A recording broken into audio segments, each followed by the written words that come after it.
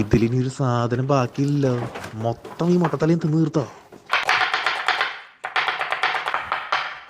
എടാ ജോസ്മോനെ, ആ ഫ്രീസറിൽ നിന്ന് 2 പച്ചമുളക് എടുത്തരാ. ഫ്രീസറാ? ഫ്രിഡ്ജ്? അതങ്ങ് നാട്ടില്.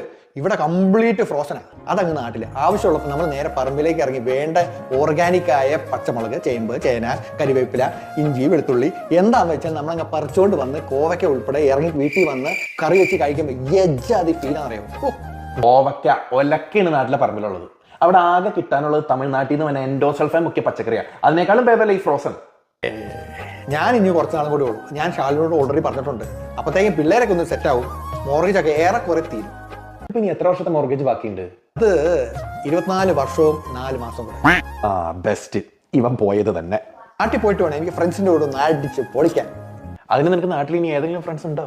നാട്ടിൽ ഫ്രണ്ട്സ് ഇല്ല. നിനക്ക് ബന്ധുക്കൾ ആരെങ്കിലും ഉണ്ടോ? എനിക്ക് കസിൻസ് 24 പേരുണ്ട്. അതിൽ 13 ഗൾഫിൽ. പിന്നെ 6 പേര് US, 4 പേര് UK, 2 ഇവിടെ ഉണ്ട്. പിന്നെ ഒരാളുണ്ട്, അവൻ എവിടെയാണെന്ന് അവന്റെ അപ്പനും പോലും അറിയില്ല. ജോസ്മോനെ, ഞാൻ നിന്നോടൊരു നഗ്ന സത്യം പറയട്ടെ. നീ നാട്ടിലും പോകാൻ പോണില്ല, ഒരു പൂഞ്ഞാറ്റിലും പോകാൻ പോണില്ല. ഒരു 5 കൊല്ലം കഴിയുമ്പോഴല്ലോ നിനക്ക് ഈ വീടിന്റെ സൗകര്യം ഒന്നും പോരാൻ തോന്നും. അപ്പൊ നീ വലിയൊരു ലോൺ എടുത്ത് ഇതിലും വലിയൊരു വീട് പണി. ആ ലോൺ മിക്കവാറും നിനക്ക് അടക്കേണ്ടി വരില്ല. അത് കുഴിയിലേക്ക് എടുത്ത് വെച്ച് കഴിയുമ്പോൾ ഏജ് കയറുകാരും ബാങ്കുകാരായിട്ട് സെറ്റിൽ ചെയ്തോളും.